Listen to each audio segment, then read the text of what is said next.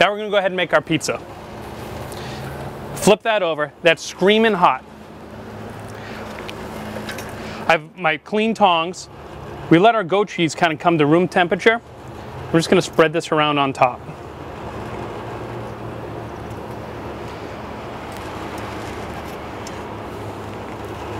Use as much as you like.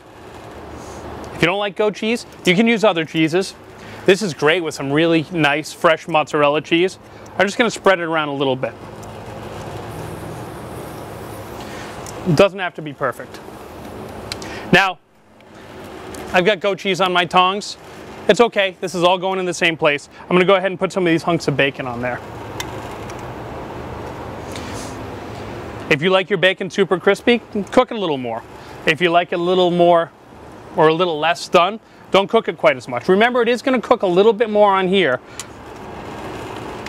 You can really think of your grill like an oven. When you shut the top, it's just a compartment that's filled with heat. So this is going to bake very similar to an oven. All right, that looks like about enough bacon. Then our scallops. So these have had a chance to finish cooking. They carry over cooked. They're totally done now. We're going to go ahead and just put these on. We're going to leave them whole. You could cut them smaller, but there's nobody here to stop me now from putting them on whole. So I'm putting them on whole. Whoops, I lost one. All right, that looks about good. I'm going to shut that, let that bake for just a minute. Now you can see inside this bowl all that liquid. Don't ever throw that away. All those juices from the scallops that are in there will be awesome in a sauce. You can put that in a pan and reduce it down, or just mix a little bit of whole butter into it and make a fantastic sauce. Or if you're going to poach some scallops later on or make a chowder, it's wonderful, wonderful stuff. All right, our corn is done. So what I want to do is I'm going to take the corn and I'm just going to put it right on here. Now, one of the cool things about doing the corn inside the husk is that, one, it's going to steam itself inside. You'll get a little flavor from the grill. But the other thing is, now this can sit for quite a while and it's going to stay really, really hot. It's going to protect it and keep it really warm. It's actually too hot for me right now to peel. I always pull it off and let it sit a good solid 5 or 10 minutes before I go ahead and peel it. So now's the time we want to start looking at our clams. So you can see this guy here just beginning to open. That's how you know they're cooked. They're going to open up. Inside the clam, I'll shut this while I'm talking, inside the clam there's two of these tiny little abductor muscles, they're called. And what happens is, when the clam's alive, like you saw when I poked him over here, he closed right up. But once the clam dies, which is he's essentially steaming in his own juices, or her own juices, we'll be politically correct with our clams.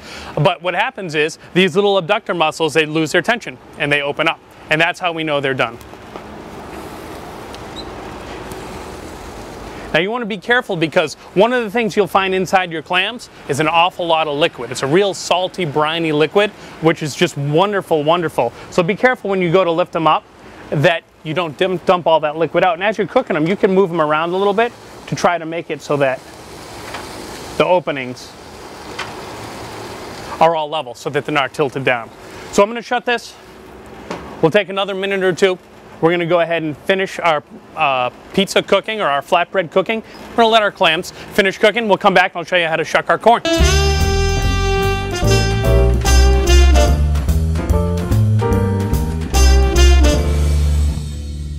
All right, so our clams have had a chance to cook.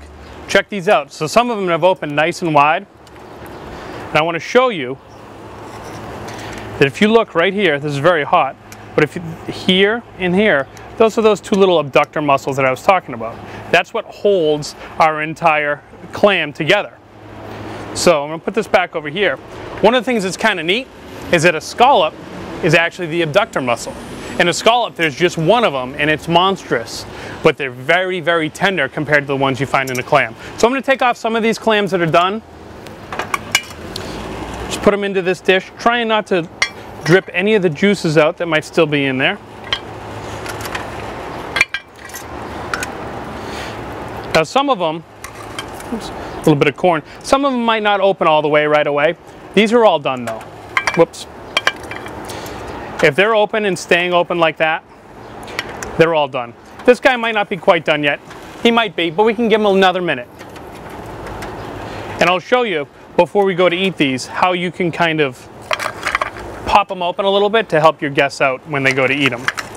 So I'm just going to put these, we'll stick these right on the table here. Our flatbread is looking great. So what I want to do is I want to look underneath and see, whoops, I lost the scallop. But it's nice and golden brown. That's what we want. We want it to be really crunchy when we go to bite into it. I'm going to slide this right onto a cutting board. Then we can move it right over here. And we'll take it and cut it whatever shape you want.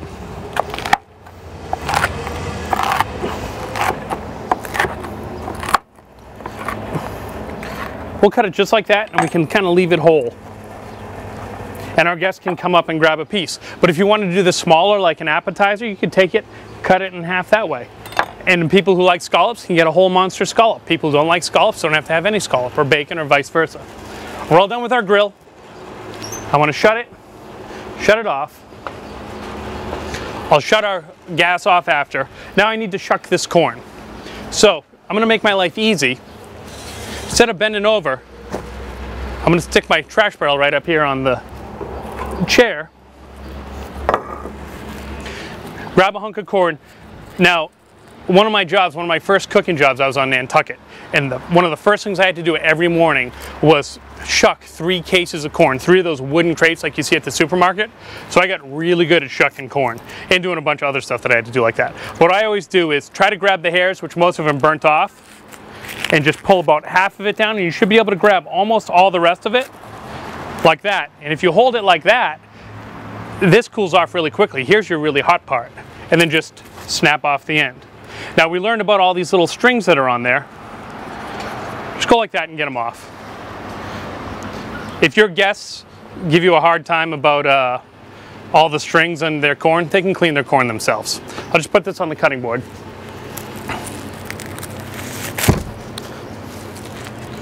We'll go through, peel some more of this corn.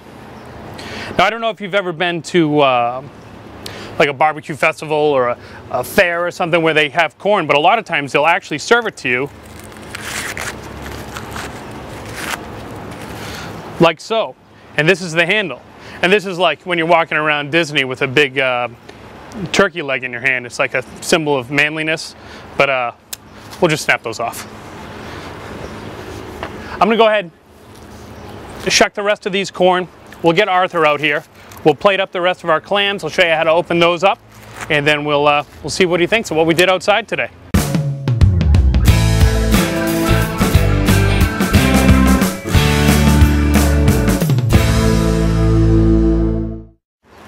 All right, we almost forgot our wings. We didn't really forget them, but they need a little bit more time to cook. So I want to show them off here. So you can see that if we cut into one, they're fully cooked. You can see all the fennel and all the red pepper and everything we put in there. All I'm going to do is open up the grill, which now I've cranked up to its highest setting. We're going to put these right on. So we're just looking to get a little crust on the outside. Now if I were to do these ahead of time, I would make a point of drying off the wings before I put them in the refrigerator, because you'll get a little bit better brown if they're dry. Just drain them real well or pat them with a paper towel. All right. So they're all on there. And these are going to go really quickly. You can shut your grill if you want, but check it out. We're already getting some nice color on there.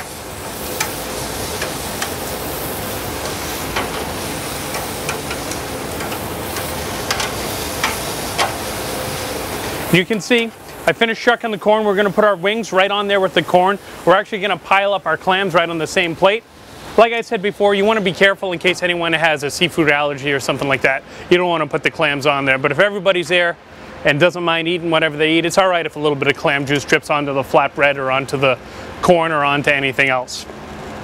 So these are probably just about done. All we want to do is get those little grill marks on there. So I'm going to go ahead and take these off.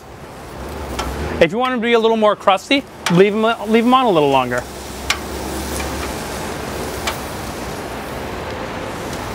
These look perfect. So I'm going to finish getting these off. We'll actually get Arthur out here now instead of teasing him, and we'll get all this food ready for us to eat. Hey Arthur, welcome back. Thanks again for having me here at Hudson Appliance. We appreciate you having me here, Matt. It's nice being outside. I also want to thank Donna Redding, one of our hosts, for hooking us up with this sangria. I haven't had a taste yet, but let's see how it is. That's delicious. That'll work, indeed. So I want to show you what we made today. Right here we've got some very simple grilled corn. So put that right on the grill? Right on the grill, right in the husk. There's enough moisture in there that it steamed itself right in the husk. We've got these cherry stone clams. Same thing, right on the grill. Didn't do anything else to them. There's enough salt in there that they're going to taste fantastic. These wings here, we did something a little different. We threw them in some apple juice with some fennel seed and some crushed red pepper and let those simmer. And just threw them on the grill at the last second.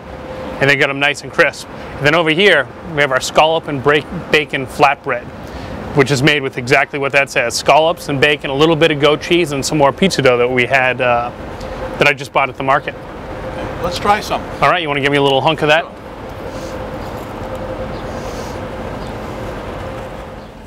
What do you think? That's very good. You did this right on the grill? Right on the grill. And you can see, and we'll show the people at home, how nice and brown that is on the outside. Nice and crusty, right? But even the bacon we cooked right on the grill. Really? Just did it slow and slow, so there's no issues.